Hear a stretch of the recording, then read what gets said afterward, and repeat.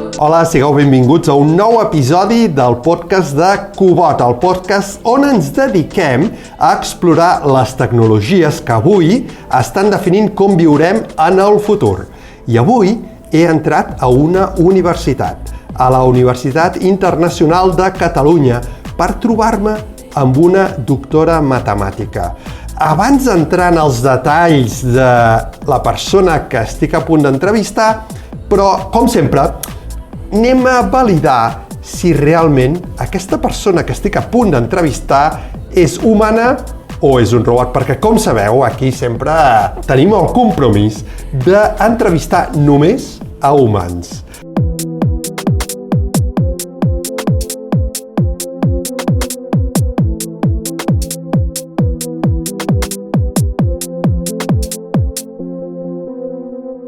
I en aquest cas aniré de cara al gra.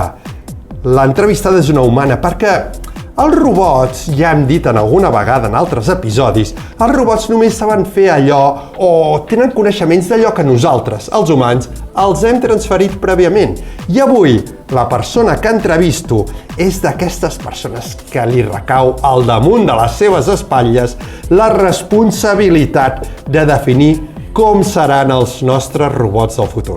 Ella és una doctora en matemàtiques, es va treure el doctorat a la Universitat Politècnica de Catalunya, tot i que ella no és d'aquí, és ucraïnesa i va venir i viu amb nosaltres des de fa més o menys uns 8 anys.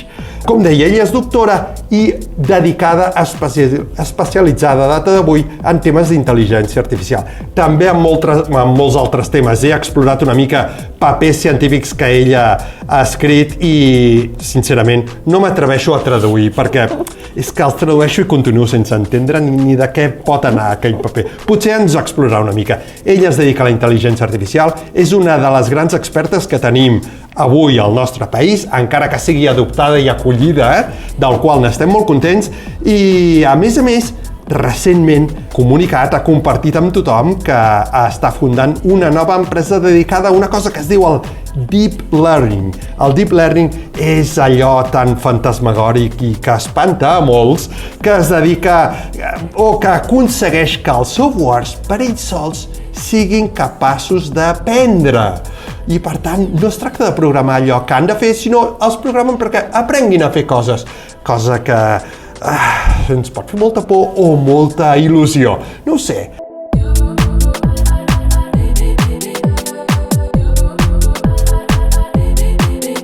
A veure què ens explica avui a l'entrevista la persona que tenim entrevistada, que és la Tatiana Klimchuk. He dit bé el cognom? Sí, has dit bé. Moltíssimes gràcies, Tatiana, per acceptar aquesta entrevista. Moltes gràcies per l'invitació. I a més amb un idioma que no és el teu natiu, per tant, un repte més. Sí, és correcte. Però ja en deus portar uns quants de reptes a la teva vida. Aquí visc cada dia. I parlant de reptes, comencem amb totes les entrevistes preguntant a l'entrevistat quin és aquell projecte del qual se sent més orgullós i que tingui ganes de compartir aquí al podcast. Què és allò que et sents especialment orgullosa?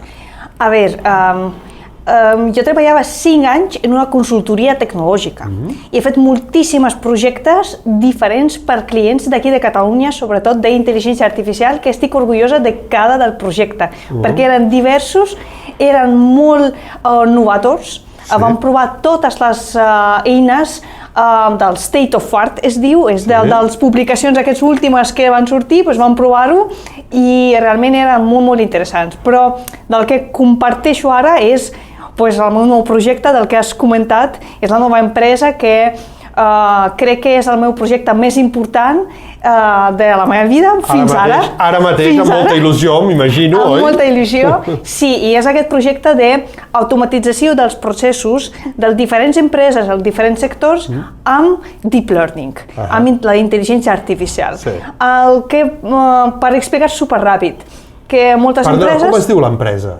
Es diu Somia. Home, ja podem fer una mica de publicitat, no? Es diu Somia i la idea és que som IA, som intel·ligència artificial, és molt català el nom, molt bé. I també de somiar, perquè és el meu somni i és sí, i va d'aquí. M'encanten els noms d'empreses que tenen una història al darrere. té una mica història darrere. Això té molta força. Sí, i a més la van fer en Catalunya, que ara es pot fer en alguns paraïsos aquests de... Fiscals, sí, i ho van fer aquí en Catalunya perquè volíem que estigui en Catalunya i volíem que promocionem una mica intel·ligència artificial d'aquí en Catalunya i en Europa en general. Això del deep learning, jo he fet una petita introducció, demano disculpes, si no és del tot correcte, potser ens pots acabar d'aclarir. Què vol dir això de amb deep learning? Sí, i és molt important que ho preguntis perquè molta gent no sap la diferència entre intel·ligència artificial, machine learning i deep learning. Exacte. Són tres conceptes superimportants per entendre-ho. Intel·ligència artificial és tot. Pots dir que una calculadora és també intel·ligència artificial, o com li diuen també, clàssica. Clar. Són les regles, és quan tens un model que li has de donar les regles i has de dir, tu has de mirar aquí, jo et dono les regles, tu em dones el resultat. Vale? Machine learning és quan tens el model, però no li dones regles, li dones les dades i dius on has de mirar en aquestes dades. Per exemple, si dones totes dades del consum elèctric i li dius, però tu mira per exemple, el consum del mes passat, o tu mira quantes persones viuen en aquest pis, quantes metres quadrats hi ha en aquest pis, i en això, en base d'això, dona'm el resultat de la predicció del consum elèctric. Al deep learning no li has de dir absolutament res. El deep learning és una bèstia, és un black box, que li dones les dades i dius, tu mateix, jo necessito la predicció, però no sé com ho fas. I és un repte perquè són models molt potents, però normalment, si la gent no és tècnica, no sap intel·ligència artificial, no sap matemàtica, no sap implementar-les, no sap ni mantenir aquests models, ni on les ha de posar en el seu propi negoci. I per això estem nosaltres, per ajudar. Molt bé, sona molt interessant i apassionant. I de fet avui em fa il·lusió tenir una matemàtica, entre d'altres raons perquè tinc una filla que ha començat matemàtiques aquest any. I llavors m'agrada molt com a demostració del paper que teniu els matemàtics en el futur de la nostra societat, no? L'impacte que tindreu en el futur sona que serà immens, amb aquestes coses que us esteu dedicant, oi? És molt cert. Però he vist, justament ahir he vist una publicació d'alguns articles sobre quines professions desapareixeran per el tema del ChatGPT i d'altres assistents, i el primer que surt és matemàtics. Ah, sí? Sí. I em va sorprendre també. Però us ho esteu fent vosaltres mateixos, això, Perquè crec que era una mica confusió, sobretot perquè quin és matemàtic, quina és la figura del matemàtic. Jo crec que més pensen com professor d'ensenyar les números i fer operacions bàsiques, crec. Perquè els matemàtics són persones molt tècnics, molt abstractes, que estudien moltíssim la base sòlida d'aquesta ciència de matemàtica que és molt abstracta. Jo estudio àlgebra lineal, que és un dels subjectes més abstractes que existen. Em consta. Per crear aquesta base sòlida. A partir d'aquesta base ja es creen algoritmes, ja es creen aquestes approaches molt innovadors, es creen a partir de la base matemàtica. I si no n'hi ha matemàtics, ja no n'hi ha recerca. Clar, com farem? Sí, jo no m'ho crec, aquesta conclusió que ens has compartit, jo no me la crec gaire, que els matemàtics i la professió. De fet, tornant a la meva filla que ha començat, el seu avi, el meu sogre, s'acosta i diu, escolta, tu ja veus, la Maria del Mar es diu, la Maria del Mar serà... Tu la veus com a mestra d'escola? I per què em preguntes això? Si realment hi ha una generació que té ubicats els matemàtics com a mestres d'escola i res més que això, no? I realment és... Jo tampoc mai volia ser mestra d'escola, perquè, vull dir, és l'altre tema, és una passió, sobretot per ensenyar als nens. Però els matemàtics, i sobretot les matemàtics que fan la carrera de matemàtica, no ens ensenyen ensenyar matemàtica, ens ensenyen més... No és el vostre propòsit, oi? No, és la recerca pura. I aquesta recerca acaba en Meta AI Research Group o Google AI o Google Exacte. Brain o coses d'aquests. Sí. No, de mica en mica ho anem aprenent. Jo, quan me vaig haver d'escollir carrera, també matemàtiques era una de les opcions i algú em deia, no, home, no, que tu vals més que per ser mestre. Em deia això, imagina't. I, bueno, per tant, crec que aquestes coses estan evolucionant una mica i ja no. Sí. I bé, aquesta és la contribució a Cubot. Ja està bé que parlem avui aquí en aquest podcast de a què es dediquen els matemàtics, perquè hi ha molta confusió, vaig a fer-te unes quantes preguntes a veure tu com acabaries la següent frase. Després d'internet, quina creus que és la revolució tecnològica més important que hi ha hagut? iPhone. L'iPhone. La sortida d'iPhone, sí, perquè crec que iPhone es va canviar el nostre costum de com comunicar-nos, on viure, i és el primer smartphone, per tant nosaltres vam passar una mica de els ordinadors personals cap als smartphones. Ja tenim tota la vida allà i no és només per parlar per telèfon, és per vivir allà. Ha transformat moltes coses a la societat, claríssimament.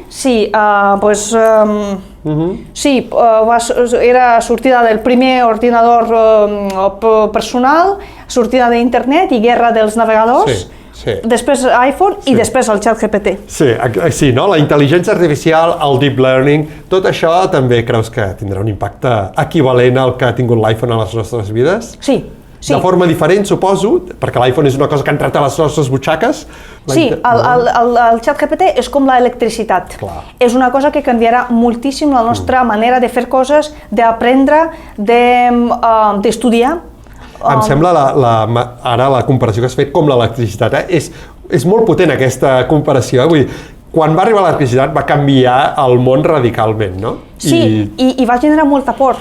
Tal com ara el ChatGPT i altres models generen moltíssim por i moltíssimes preocupacions de temes ètiques, de temes de fraude i més coses, l'electricitat també. Eren moltes efectes negatius també de l'electricitat i molta por, inclús utilitzar-la, no? Els llocs de treball, molts impactes. Sí, i estem ara que ningú no deixarà utilitzar l'electricitat o el refrigerador que tenim o el llum que tenim no deixarà per por de... Més endavant entrarem una mica amb les pors, però abans anem a intentar entendre una mica més la intel·ligència artificial, perquè un dels propòsits que tenim aquest podcast és que el públic general ens entenguem una mica millor tot això que tant impacte tindrà en la nostra vida. A l'obra de teatre parlem d'intel·ligència artificial i de quàntica. No sé de quàntica si ja has treballat gaire, però comencem per intel·ligència artificial. Què és realment la intel·ligència artificial? Doncs és fàcil, és intel·ligència artificial, no? El nom és molt explicatiu, però és realment així. Són les màquines, no? Les màquines, algoritmes, models, digue-li com vulguis, que poden fer les tarees, les tasques que són en origen humà. És a dir, totes les tasques que normalment fem nosaltres, que per exemple, identificar els objectes, parlar, entendre el text, classificar les coses, és intel·ligència humana, però ara, si ho fa el model de la manera automàtica, és intel·ligència artificial. Està clar. Per tant, estem parlant d'una tecnologia que ve per augmentar, substituir, modificar la forma com fem nosaltres les coses, perquè algunes les deixarem de fer nosaltres, o ens ajudarà, o el que sigui. Sí, sense dubte, però tal com i altres tecnologies, vull dir, com navegador, per exemple, que ens va sortir, nosaltres ara no sabem anar ni 2 carrers perquè no sabem què està, vull dir, com calculadora, que la meitat o crec que totes les persones ja no saben calcular. Fer una arrel quadrada, ara. Ja no saben, i potser no cal. I el 99% no cal. O potser el 100% no cal saber-ho. I sobre la computació quàntica, no sé si com a matemàtica t'ha tocat estudiar una mica de quàntica? No m'ha tocat, i jo no vull entrar en aquest tema perquè on no sóc experta, millor que no entro. Això fa molt per científics, no voler tocar en el... No, i no vull dir perquè he trobat moltes persones que sí que ho dediquen i sí que jo sé que al Barcelona Supercomputing Center n'hi ha moltes expertes que treballen i jo personalment no. Doncs obviarem aquesta pregunta i la deixarem pels experts. Crec que també és un aprenentatge en aquestes entrevistes que anem entrevistant molts científics, passen perfils de tot tipus, però científics n'heu passat molts, i la forma com responeu és diferent a la resta de la població. O sigui, penseu les respostes, no dineu... És molt interessant veure com responeu i com penseu i com ho reflexioneu, que no voleu dir qualsevol cosa. No ho fem sovint, No ho fem sovint. No en entrevistes no et pensis que ja tenim aquest costum del com respondre, és molt natural, crec. Ja, sí, us surt així de natural, De totes les tasques que tu fas cada dia, quina creus que és la propera que deixaràs de fer tu perquè la farà una màquina, un robot, un software, el que sigui? Quina creus que és la propera tasca que tu deixaràs de fer? La meva? És que pensa't que parles amb la persona que està creant la intel·ligència artificial. Ja està, el cicle ja tancarà, no? Ja està mira, aprofitaré, ja que et dediques amb això, si em podries posar un exemple d'alguna cosa que un humà deixarà de fer per aquestes coses que tu estàs desenvolupant. Això és l'altre tema. Aquí n'hi ha moltes. Vull dir, el que es pot automatitzar es automatitzarà amb la meva solució o amb la solució de les altres empreses, però segurament. Tot el suport, tot el tema del suport àudio, del suport tècnic, es desapareixerà. Vull dir, tot això ja es farà amb un assistents. Així és molt, Ja és bastant, no? Sí, vol dir que qualsevol suport que necessiti per un servei, una empresa, que sigui, tot això al darrere ja no em trobaré humans en el futur. Sí, tot el processament de les dades, i processament vull dir crear els tíquets o llegir alguns informes i extreure alguna informació, tot això ja es farà automàticament. Ja no hi haurà humans. En tot cas, li podrem preguntar que ens digui, escolta, què diu sobre tal tema aquest informe de 150 pàgines? I em respondrà, no? I pensa't que potser la resposta que esperaves és, no ho sé, ja no seran els presidents, perquè els governs serà també dels robots, però les tasques que desapareixeran i que faran els robots seran més bàsiques que podries imaginar. Per exemple, ara el més que costa per totes les empreses del món és automatitzar la facturació. Tu pensaries, que és una tonteria, no? Què és automatitzar la factura? T'arriba la factura i tu has de, registrar amb la data, NIF i tal. I és molt difícil, i existen les solucions però no són perfectes i sembla que d'aquí molt no estaran perfectes. Per tant, jo crec que amb intel·ligència artificial anem cap a aquest camí, automatitzar les coses que realment són molt, molt necessàries. Clar, això que deies, no? Introduïes la possibilitat de que els presidents o el govern o tal, aquí tu hi veus més la presència dels humans durant molt temps, en tot cas, però sí que cert suport tecnològic tindran, que avui no tenen, no? Sí. Els governants, això sí que de mica en mica aniran entrant, no? Aquí dins. Sí, això sí. Perquè a nivell individual tindrem certs impactes, a nivell social tu també preveus alguna cosa més general, a nivell social, que la intel·ligència artificial, quin serà l'impacte més visible que puguem tenir en el futur? Primer per les nens, que penseu que nosaltres ja tenim la nostra educació, ja tenim el nostre ment, diguéssim, format, i ara adaptem l'eina que és, per exemple, el ChatGPT, que ens dona molt més informació. Pensa que els nostres fills, per exemple, ja neixeran amb aquesta eina i la manera com aprenen i la manera de la seva creativitat dependrà moltíssim de com interactuaran amb aquests assistents. Perquè, clar, per nosaltres, per extreure alguna informació, com a mínim hem d'anar a una biblioteca, no? O en internet, o a la Viquipèdia, i ells no. Ells ja amb una pregunta, potser molt genèrica, ja tindran tota la informació ben estructurada, és zero esforç, zero curiositat, és ja tot tens a la... Serà molt diferent la forma com ells han d'aprendre o cercaran informació, etcètera. També un tema de fake news, no? De la fraude que podem tenir al nivell d'informació. No sé com acabarà, perquè ara ja, durant els últims 2 o 3 anys, ha generat més informació que durant de tota època d'internet. Clar, quina fiabilitat tenim d'aquesta informació generada, oi? I no podem controlar-ho i és molt, molt difícil de controlar, de comparar les notícies, d'entendre qui va crear aquesta notícia, de viabilitat que té. Sí. Totes aquestes coses no sé com acabaran, però tindran impacte. Mira, t'agraeixo molt la sinceritat amb la que m'estàs responent. Això que em dius de no sé com acabaran, crec que relata molt bé el moment històric en el que estem. S'està desenvolupant una tecnologia i certament no sabem ben bé a on ens... Ningú ho sap, és veritat. És que jo no en sé, però no és perquè no tinc aquest coneixement, però no es pot. No podem saber. No podem. Clar. A més, com humans, tenim aquesta perspectiva lineal, vull dir, podem projectar del moment on estem ara fins a un interval de 5 anys, però de la manera lineal. Però normalment, sobretot ara, tot aquest progrés del que tenim d'intel·ligència artificial no és lineal. Per tant, és molt difícil per nosaltres acceptar cap a on podem estar. És un creixement exponencial, vols dir, no? Que aquí estem en un creixement que... Clar, és una altra escala més complexa per nosaltres. Sí que és veritat que aquest futur també dependrà molt de com nosaltres vulguem fer les coses, no? I que haurem d'anar prenent decisions al llarg d'aquest camí, no? Com a humans, vull dir. Sí, dependrà de moltíssimes coses. Dependrà de... L'any passat ja volien fer les cientistes més importants de la intel·ligència artificial, ja van escriure aquest open letter on volien parar el desenvolupament d'intel·ligència artificial. És molt radical, no? Però és per preparar les persones, no? Com al nivell social i preparar també el regulatori, no? La base regulatòria per poder regular una mica aquest desenvolupament, perquè ningú no sap com regular la tecnologia. Mai hem intentat regular la tecnologia. Hem intentat regular les aplicacions, però no la tecnologia en si. I ara amb aquest acte d'EU, no? De l'última que va sortir fa poc, ho intentem fer. Com el veus, aquesta regulació europea? Tu com la veus? Pinta bé, pinta malament?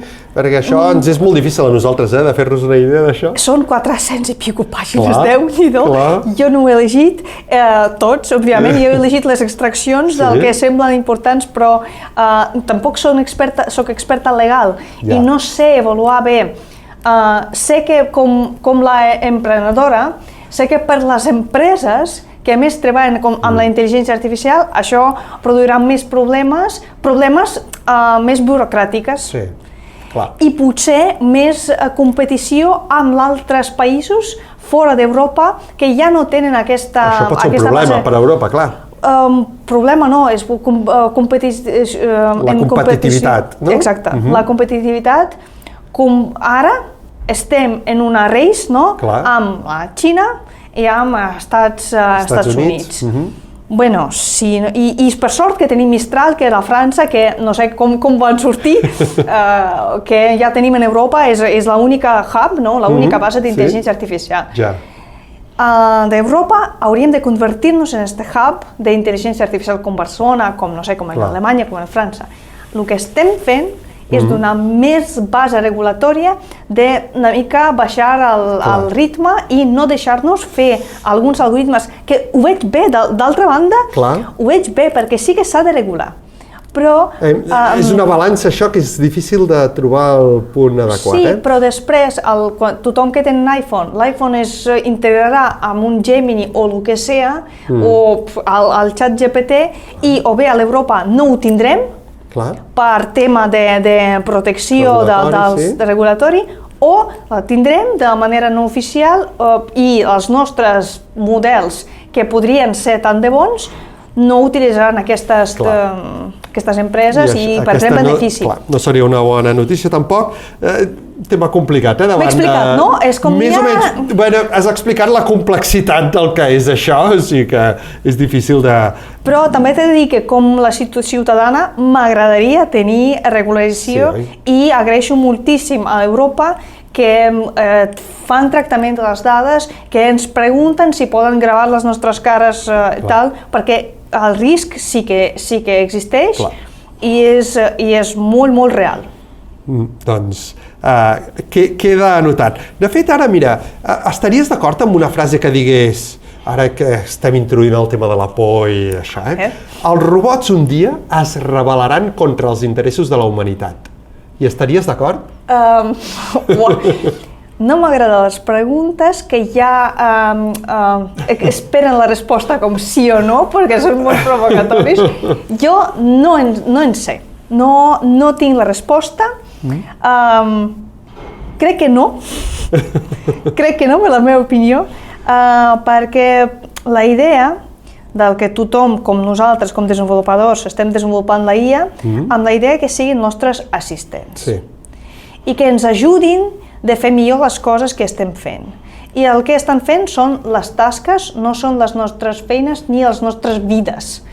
I és l'objectiu principal per què implementem la IA. Per tant, amb aquestes restriccions, esperar que aquesta IA un dia es desperta i diu no, pues jo em poso contra vosaltres, no m'ho crec. No et sembla gaire lògic que passi, oi? Sí. Va, doncs ens quedem amb aquesta resposta. Mira, ara et vaig a proposar un joc, a veure què et sembla. La Tatiana m'està fent una cara com dient, a veure per on em surts ara. La tinc una mica estressada, però no, serà divertit. Mira, és que vaig aprofitar i t'explicaré una mica l'obra de teatre. Quins personatges hi ha?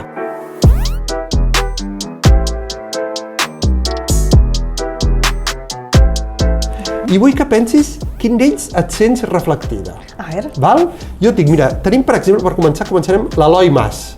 L'Eloi Mas és l'alter ego d'Elon Musk, que és el senyor que ens arriba a Barcelona i vol instal·lar una supercomputadora quàntica amb un motor d'intel·ligència artificial i és un gran emprenedor i amb qui tothom s'hi emmiralla molt, com passa amb l'Elon Musk. Té al seu costat un tecnòleg molt bo, que des de que estava als Estats Units, que li va solucionar no sé quin problema, que es diu Víctor Gil. Aquest tecnòleg el té al seu costat, li soluciona tot i el té per tot i per tirar endavant els seus multimilionaris projectes, tots amb molt d'èxit. També té al seu costat la Sílvia Segura, que és la seva cap de comunicacions. És gràcies a la Sílvia Segura que aconsegueix convèncer a uns veïns d'un barri de que donguin un centre cívic a l'Eloi Mas perquè instal·li la seva computadora quàntica sense cap problema, perquè tothom està superentusiasmat. Entre aquests entusiasmats tenim especialment un tal Dani Duran, que és un petit emprenedor, però que li encanta la tecnologia i el fet que vingui l'Eloi Mas al seu barri a presentar un projecte, li cauen les llàgrimes dels ulls de l'emoció que això li dona. Aquest Dani Duran, a més, està enamorat d'una tal Joana, que és una mare molt ocupada, perquè acaba de ser mare fa relativament poc, i té molt poc temps, i la intel·ligència artificial li donarà opcions per solucionar-li problemes del seu dia a dia molt fàcilment. També hi ha la Júlia, que és una venedora d'un supermercat que es quedarà sense feina per culpa de l'Eloi Mas i de la seva màquina, que per cert es diu Cobot, a l'hora d'aquí ve el nom del podcast. I també hi ha un carnisser, que és una persona que li fa molta angúnia la tecnologia i està molt en contra, s'hi posa d'esquena quan li ve l'Eloi Mas o els seus comercials a oferir-li Cobot i tal. Evidentment diu que no ho vol, que s'emportin la màquina del dimoni, que ell, amb la seva carnisseria, és molt feliç. Més o menys, això és un espectre dels personatges principals que tenim. N'hi ha algun que t'hagi sonat una mica més proper? Creu-me que he sentit com a l'examen del català que he fet, perquè era com superllarg el text. És veritat. I jo com a estrangera he pensat, a veure un moment, Elon Musk, qui més? Pues la Sílvia, no sé. Descriu-me la persona que tal... Hi ha alguna descripció d'un personatge que... No, però ho he entès, per sort. Ho estàs fent molt bé, Tatiana, molt bé. Per sort, però m'agradaria saber si algun dels teus entrevistants han dit que el seu personatge més proper és Elon Musk. M'agradaria saber quin té aquest ego. Seria interessant. Si no, m'ha passat encara. Jo no en soc així, però crec que més com la Sílvia, sí, es deia... La Sílvia Segura és la cap de comunicacions. La cap de comunicació. I és superestrany, però sí que sóc una mica com difusora, difusora es diu? Sí. I divulgadora? Sí. Divulgadora més. Que el meu objectiu, sobretot, és explicar i treure una mica aquest por, aquest estrès de la gent per temes relacionats amb intel·ligència artificial. Jo vaig fer, durant l'últim any, vaig fer més de 40 congressos internacionals on anava com a speaker i presentava aquestes coses. També en la WIC tenim Observatori d'Intel·ligència Artificial, que això no ho he explicat, és És una organització on hi ha diferents professors de diferents facultats amb l'objectiu d'això, de la difusió de la intel·ligència artificial i les últimes notícies d'intel·ligència artificial cap a estudiants i cap a professorat i crear aquestes recomanacions, fer els tallers i sí, em sento... Molt bé, com la Sílvia Segura, interessant. Saps què? No m'esperava aquesta resposta, Ja ho sé. Molt bé. I aquesta Sílvia Segura, si ara tingués l'oportunitat de parlar amb algun d'aquests altres personatges, el Carnisser, o la Joana, o el Dani Duran, que és aquest emprenedor, els diries alguna cosa, algú d'ells? Se t'acut? Aquesta persona, a la persona que perd la feina, per exemple, per posar-te... A la persona que perd la feina. Jo li diria alguna com... Des del nostre equip, que jo com la directora de comunicació diré que també amb els tècnics i amb Elon Musk per darrere, el primer que hem de fer és assegurar que la teva pèrdua de feina serà assegurada amb l'altra feina que podries fer, que podries mantenir al teu lloc del treball, però fent altres coses més interessants, que et més motiven i que et donen més creativitat i que et donen més aquesta humanitat. Perquè nosaltres podem fer moltes coses i la IA encara i molt temps no podrà fer moltes coses. Per tant, n'hi ha lloc. Potser el teu treball era tan avorrit i tan inútil que sort que ho va agafar la IA en el seu moment. Però nosaltres hem d'assegurar que tu tens feina. M'agrada molt aquesta paraula que has utilitzat d'humanitat, perquè precisament potser la irrupció de la intel·ligència artificial, el que posa en valor de nosaltres, els humans, és el que som nosaltres, realment humans, que és el que de moment, com venim ara, la intel·ligència artificial no ens pot prendre, o el valor afegit que podem afegir. I és veritat, una caixera en un supermercat, potser això ha de ser una crida a tots plegats a dir, escolta, on podem afegir valor, on ens podem sentir humans, o que estem afegint valor a la nostra feina, al nostre dia a dia, aquell lloc on anirem cada dia, ens guanyarem les garrofes, com a mínim que sigui una cosa que ens sentim. Per aquí hauria d'anar la coseta, no? Sí. I a més és que sempre hem de parlar, no perdre la feina, perquè la nostra feina, qualsevol feina, té moltíssimes coses. Vull dir, nosaltres som multitask, no? És que cada feina té moltes tarees, té moltes tasques. Per tant, podem deixar alguns tasques per la intel·ligència artificial, però no significa que perdem la feina. Significa que guanyem el temps per fer altres coses, o millor, o per tenir més temps per, no sé, per altres coses. El que és cert és que s'acosten temps de canvis que ens hem de preparar, o com a mínim que els nostres fills els han de preparar per aquesta nova societat que estem construint i que no serà igual que la que hem viscut. Molt cert, i no ho sé com serà. Jo sé, i l'únic consell que vull donar a tots, que totes dades personals nostres i sobretot dades biomètriques ara i cada dia tenen més valors. Per tant, hem de vigilar moltíssim on deixem aquestes dades, les hem de tenir propietat, hauria de ser nostra, perquè tinc la sensació que d'aquí poc serà molt difícil de distingir tot el contingut que es crea virtual a l'internet. Serà molt difícil de distingir si són humà o si són dels robots. Per tant, la manera del que qui fa la transferència bancària, qui entra en el nostre compte bancari o el compte del Salut, de la meva Salut. Totes aquestes comprovacions, jo tinc la sensació que d'aquí poc es faran basats en les nostres dades biomètriques. I si no les tenim en la nostra propietat... I si no les tenim nosaltres, si les vam donar al seu moment al Facebook o vés a saber a quina empresa, i vaig dir Facebook perquè allà és on no llegim i volem tenir l'aplicació i diem sí, fes, i després no sabem ni on guarden, ni com ho tracten, ni a qui venen aquestes dades... I per tant, qui ho podrà utilitzar en el futur? I qui ho podrà utilitzar? I aquestes dades no canvien en temps, i és un identificador únic nostre. Per tant, si hi era un crim al mig del Xina i vindran a nosaltres, tu diràs, no hi estava mai allà. Doncs t'agraïm molt aquesta recomanació que ens fas tan important. I et deixo només, hi ha una última pregunta que t'he de fer, que és molt important. Cobot, l'obra de teatre, ens la van premiar al Teatre Sarrià, l'estrenaran al llarg d'aquest any, encara no tenim data, però el dia de l'estrena podrem comptar amb la teva presència? Sí, Sense dubte, sí. Doncs ens Teniu la meva encanta que paraula. vulguis venir i que ho diguis tan fermament. Teniu la meva paraula. Sí. Jo quan dic sí, és sí. Ens farà molt feliços de veure't allà veient l'obra de teatre. Tatiana, moltíssimes gràcies per aquesta entrevista. Crec que ha estat molt interessant i plena de consells molt valuosos que intentarem tenir molt presents. Moltíssimes gràcies i felicitats pel teu català. Moltes gràcies. Sí, cada dia estic aprofitant el meu català, estic parlant amb tothom en català i espero que us heu agradat i disculpeu per tots els errors que he fet moltíssimes. Cap problema, tots en fem d'errors, també els catalanoparlants. Moltes gràcies. Moltes gràcies.